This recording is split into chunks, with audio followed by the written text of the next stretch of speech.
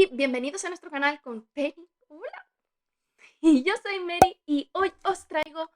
Palabras Radiantes de Brandon Sanderson, una novela de fantasía épica o alta fantasía por este escritor norteamericano y la segunda parte en su saga de El Archivo de las Tormentas. Ha ganado también varios premios y como veis es también muy gordo y muy complejo de reseñar, por lo que esto va a ser una aventura un poquito larga como en el primer libro.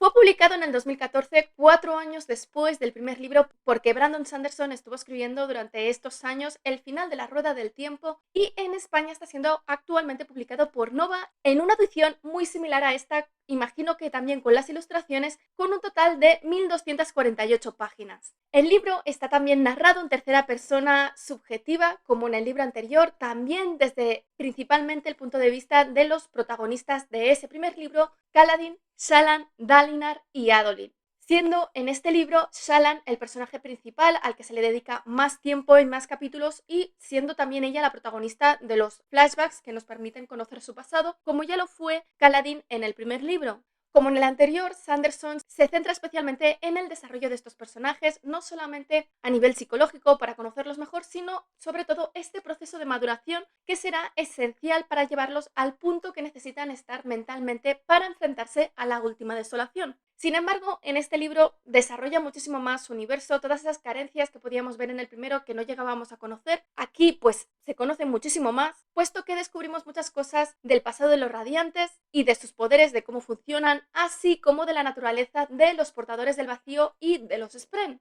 Además, la acción también se acelera en este libro, aunque sigue siendo un libro lento porque al fin y al cabo pues es una saga muy larga en la que pasa esta última desolación, imagino, no lo sabemos porque no está terminada, por lo que todo lo que pasa va pasando poco a poco, pero sí que es un poquito más acelerado que el primero. Es un libro que sigue estando muy bien escrito, con un universo y una trama muy sólida, y que a pesar de su gran número de páginas, pues realmente también se disfruta muchísimo leyendo. Para mí no se hace para nada pesado de leer y la verdad es que está muy bien llevada la intriga, la cantidad de información que se va dando poco a poco, manteniendo un buen ritmo constantemente entre la acción de la guerra que se está desarrollando contra los Parshendi, así como en las tramas políticas y personales de cada uno de los personajes. Del mismo modo que el anterior, el libro se estructura entre libros y interludios. Los libros están protagonizados por estos personajes principales y por supuesto son las partes más largas, y entre los libros hay los interludios con diferentes capítulos desde el punto de vista de diferentes personajes que nos permiten ver un mundo más amplio, siendo para mí en estos capítulos lo más interesante los que hacen referencia al punto de vista del asesino de Blanco, Seth Sonson Balano, así como el punto de vista de la portadora de Skirlas de los Parshendi, Eshonar, que nos permite ver el punto de vista de estos personajes y nos da muchísima información sobre el universo. Y finalmente hay un epílogo al final del libro que también nos sorprende muchísimo, como ya sucede en el primer libro, y que cronológicamente entiendo que va al final del último capítulo, y que tengo muchas ganas de empezarme a leer el tercero precisamente para ver cómo se integra todo esto en la trama principal. A lo largo del libro, como en el anterior, hay también varias ilustraciones que ilustran algo que se ha visto o que se va a ver en ese mismo capítulo, y la mayor parte de ellos pues pertenecen al diario de Shallan. Antes que nada os tengo que explicar qué pasó en el primer libro, prácticamente todo, porque solamente lo introducí, y siguiendo con la división entre los diferentes personajes, empezando por Kaladin, nos quedamos con que con la ayuda de su Spren de Sil, que parece haber perdido la memoria pero que tiene la capacidad de hablar y de ir aprendiendo, Kaladin consigue ir saliendo de su apatía y que los portadores de puentes le vayan siendo cada vez más leales, por lo que se dejarán entrenar y sus intentos de salvarlos serán cada vez más atrevidos, hasta el punto de que cuando están ya actuando como un único equipo, Kaladin, en un intento de protegerlos, pues les enseña a utilizar el propio puente como un escudo de las flechas de los Parshendi, pero que cuando lo pone en práctica, pues esto hace que los Parshendi, en lugar de atacarlos a él, que es para lo que los utilizaba Sadeas en realidad, atacan al propio ejército y claro, esto causa muchísimas bajas y que esa batalla se acabe perdiendo. Como castigo, y después de darle una importante paliza, lo castigan a un juicio por alta tormenta que consiste en dejarlo colgado de una cuerda cabeza abajo durante una alta tormenta, que bueno, se dice que si consigue sobrevivir pues es perdonado, pero evidentemente nadie consigue sobrevivir a eso. A pesar de ello, pues Kaladin promete a su Puente 4 que él sí va a sobrevivir y va a volver, y después de una larga noche apoyado por Sil y viendo una cara en medio de la tormenta, Kaladin consigue sobrevivir, muy, muy mal herido, tan mal herido que parece que va a morir en nada, pero sus compañeros lo descuelgan, lo meten dentro del barracón para cuidarlo y allí uno de ellos, Teft, se da cuenta de que Kaladin tiene la capacidad de absorber la luz tormentosa de las esferas e irse curando, por lo que va a ir dejándole pequeñas esferas para que poco a poco se vaya curando sin despertar las sospechas de nadie. Asimismo, cuando Kaladin se va recuperando, él y Sil se dan cuenta de que su unión le da a Kaladin poderes, momento en el que, con la ayuda de Teft y de otros de sus compañeros más cercanos, empezará a investigar cómo funcionan sus misteriosos poderes, que por supuesto no dejan de ser los de un radiante, puesto que Sil es en realidad un Honor Spren, un Spren inteligente con la capacidad de pensar que se puede unir a una persona y darle los poderes de los corredores de viento, es decir, la capacidad de manipular la gravedad de los objetos y de unirlos entre ellos. Y como Honor Spren, Sil es atraída por la bondad innata que tiene Kaladin. Sin embargo, para poder llegar a ser un radiante completo, tiene que ir descubriendo los diferentes principios de los radiantes, de los corredores de viento, y pronunciarlos para ir despertando sus poderes de potenciaciones, que además son los mismos que utiliza Setz, que también tiene los poderes de un corredor de viento. Gracias a estos poderes y al empezar a utilizarlos conseguirá que cada vez mueran menos de sus portadores, hasta que al final del libro el destino de todos cambia cuando el alto príncipe Sadeas decide traicionar a Dalinar y Kaladin decide ayudarlo a pesar de su odio hacia los ojos claros, llevado por su deber de proteger a aquellos que no pueden defenderse, que precisamente es uno de los principios de los corredores de viento. Asimismo, durante el libro, gracias a los flashbacks, descubrimos el porqué de su odio hacia los ojos claros, y es que en su aldea original, cuando muere su señor, el noble que le viene a sustituir tiene como objetivo destruir al padre de Kaladin porque cree que tiene más poder del que debería tener, un ojos oscuros, a pesar de ser cirujano y del segundo Dan, y esto se recrudece cuando este noble y su hijo tienen un accidente de caza y su padre no puede llegar a salvar al hijo de este noble, pero sí a él, y a pesar de que le ha salvado, pues decide que tiene que destruirlos completamente por la muerte de su hijo, por lo que cuando al pueblo llega el señor brillante Amaram, que es comandante del ejército de Sadeas y que viene a reclutar a los chicos del pueblo para su ejército, manipula la elección para que salga elegido Tien, el hermano pequeño de Kaladin, a pesar de que no tiene la edad para ser reclutado. Amaram asegura a la familia de Kaladin pues que va a poner a Tien como mensajero para que esté a salvo, pero aún así Kaladin, ante el horror de sus padres, se ofrece voluntario para poder protegerlo. Sin embargo, Tien no tarda en ser utilizado como carnaza, como señuelo, y muere ante los ojos de Kaladin, por lo que Kaladin se esforzará al máximo para convertirse en el mejor guerrero y acabará siendo sargento de su propio escuadrón, momento en el que acabará matando a un portador de esquirlas para salvar a su señor Amaram. Pero Amaram, en lugar de compensarlo, se queda él con las esquirlas que ha conseguido y que Kaladin rechaza, y para pues guardar el secreto mata a todo el escuadrón de Kaladin que había sobrevivido a la batalla, y a él lo vende como esclavo porque decide no matarlo ya que le ha salvado la vida. En cuanto a Shallan, pues vemos que cada vez está más seducida por el aprendizaje que le ofrece Jasnah y pierde las fuerzas para traicionarla hasta que Jasnah las pone expresamente en peligro de una banda que está atormentando al pueblo de Kharbrandt,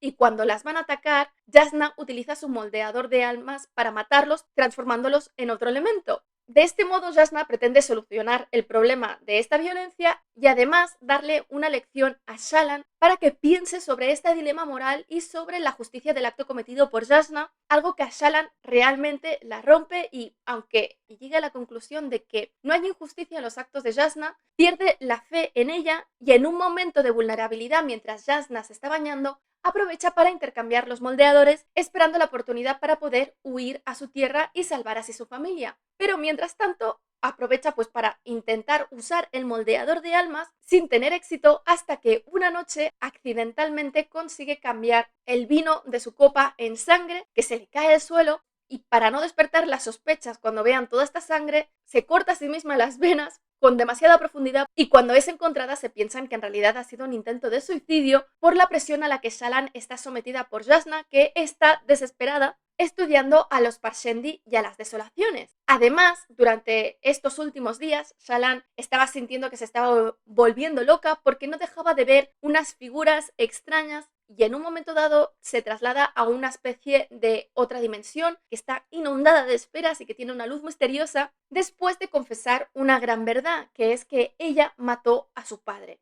Cuando se está recuperando de sus heridas, es envenenada en un intento de asesinato contra Jasna y pensando que Jasna no la podrá salvar con un moldeador estropeado, confiesa su crimen. Esto hace que, bueno, Jasna la salva, pero la expulsa de su lado por haberla traicionado, aunque tampoco la denuncia para no arruinarla, pero antes de que Shallan se vaya, cae en la cuenta de que Jasna en realidad no necesita el moldeador de almas para poder transformar la materia, sino que es ella que tiene esta capacidad. Cuando se enfrenta a Jasna con este conocimiento, se da cuenta de que ella misma tiene este poder, porque si no, no hubiese podido transformar en la copa de vino en sangre, cosa que hace que Jasna la readmita para poder instruirla en su poder, aunque haciéndole prometer de que nunca más la va a traicionar. Además, le confiesa que sus investigaciones están dirigidas a un peligro que ve inminente, especialmente porque se ha dado cuenta de que las descripciones más ancestrales de los portadores del vacío coinciden con la descripción de los Parshendi, por lo que debe acudir junto a Dalinar a las llanuras quebradas para poder avisarlo.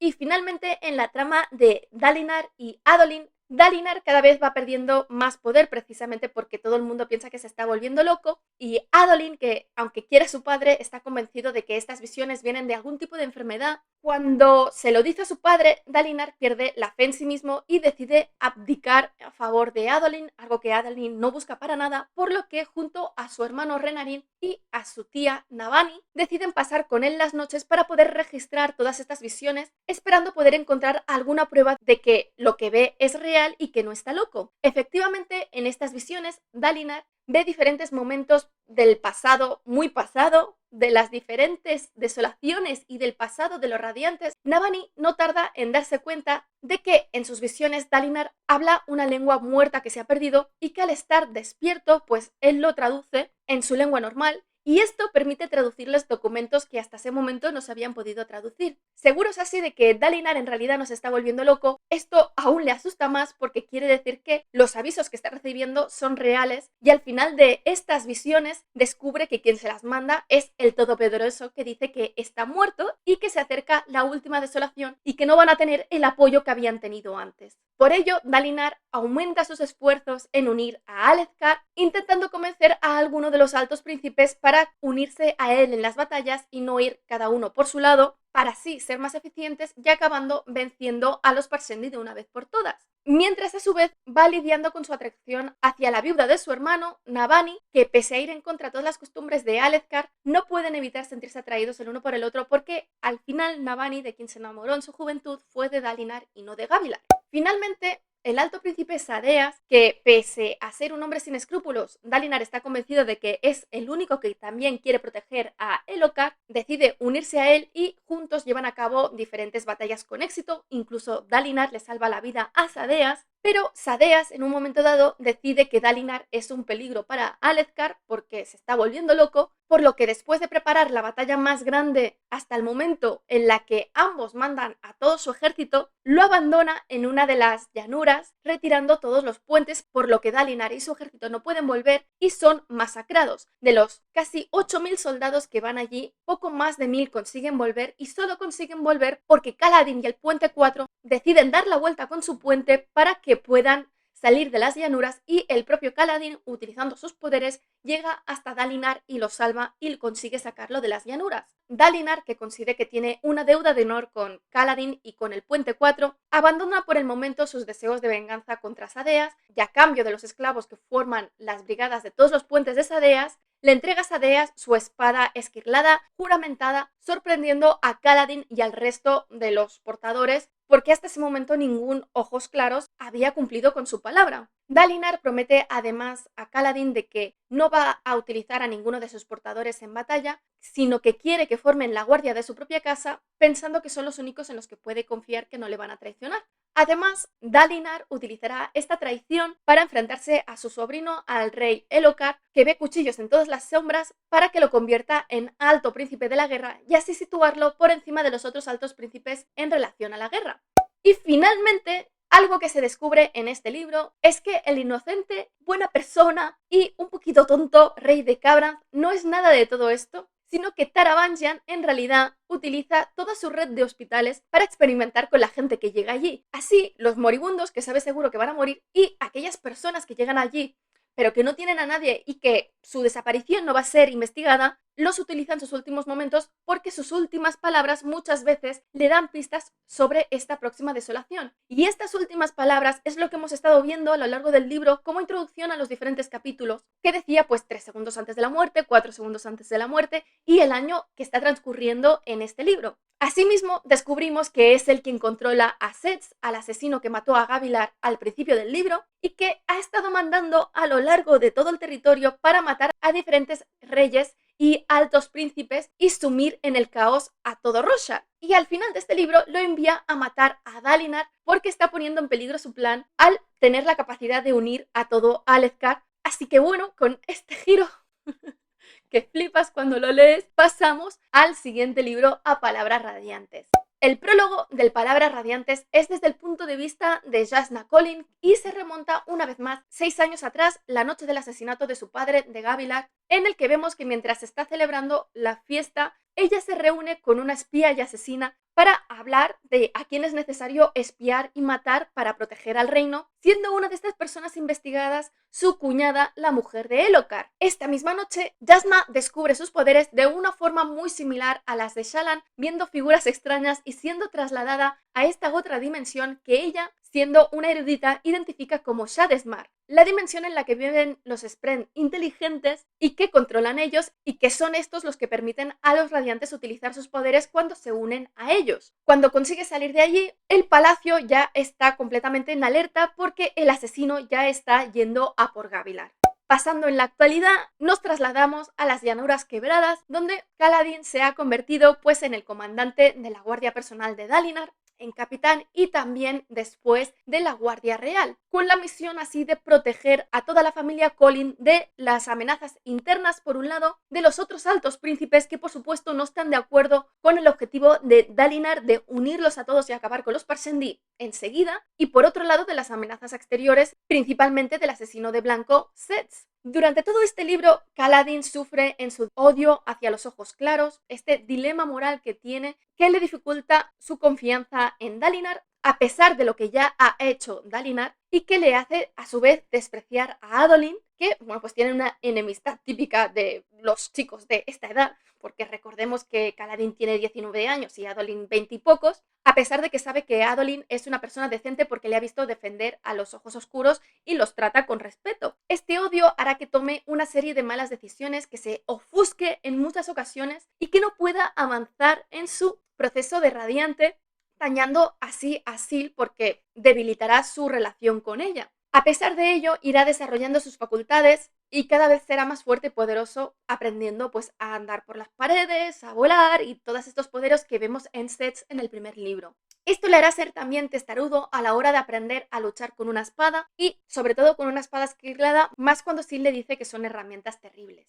Mientras sucede todo esto, Dalinar tendrá que lidiar con las consecuencias de su relación con Navani, así con las posibles traiciones de los diferentes altos príncipes que buscarán todas las formas de no obedecer sus órdenes como alto príncipe de la guerra. Dentro de este bando que está en su contra, por supuesto, el principal enemigo será Sadeas, que atraerá a otros altos príncipes haciéndoles creer que Dalinar en realidad está loco por las visiones que ve y las decisiones que está tomando, y además ya no solamente buscará hacer caer a Dalinar, sino también a Elhokar, porque está convencido de que él es el único que está preparado para liderar a Alethkar. Dalinar además cada vez se verá más presionado para conseguir esta unión y invocará el pacto de venganza contra los Parshendi, porque además de seguir con sus visiones que le siguen mostrando cosas, aunque algunas son repetidas, después de cada alta tormenta, en una de las habitaciones del palacio, aparecerán unos escritos con una cuenta atrás de poco más de 3 meses y se supone que al final de esta cuenta atrás sucederá un evento catastrófico, por lo que para Dalinar esta es la fecha límite para conseguir toda esta preparación y unión. Mientras tanto, Kaladin se atormentará por quién está dejando estos escritos, quién está pasando a través de sus guardias, por lo que se obsesionará con poner cada vez más guardias y vigilar más cosas,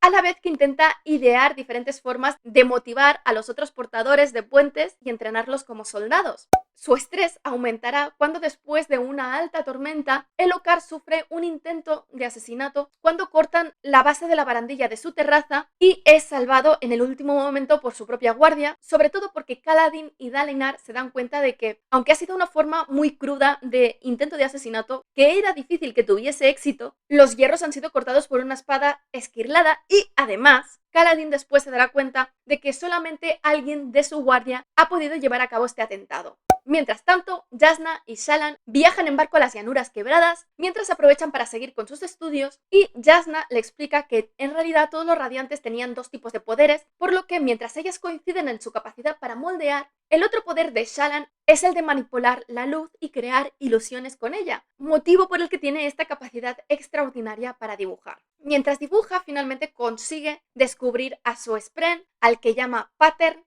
por los patrones extraños que va adquiriendo, aunque por el momento no tiene la capacidad de hablar y mientras tanto se dedicará a estudiarlo. Para proteger a Shallan, Jasnah acuerda un matrimonio concertado informal entre Shallan y Adolin para que así su familia quede protegida y por otro lado asegurarse que los Collin tengan los poderes de Shallan en su reino. Y además pide a su madre de que arregle el moldeador de almas para poder enviarlo a la familia de Shallan y así poderlo entregar a la secta que está amenazando a su familia. Pasados varios días, una noche en la que Shallan está leyendo el libro de palabras radiantes en su camarote, el que da el título del libro, escucha ruidos en el camarote de Jasnah y cuando entra se encuentra con unos asesinos que se habían enrolado en el barco en la última parada y a Jasnah con heridas mortales en el suelo. Aunque Shallan consigue escapar y encerrarse en su camarote, desde allí escucha cómo van matando uno a uno a toda la tripulación, así que para intentar salvarlos y salvarse a ella, se traslada a Shadesmar para convencer al propio barco de que se transforme en agua y así tener una oportunidad.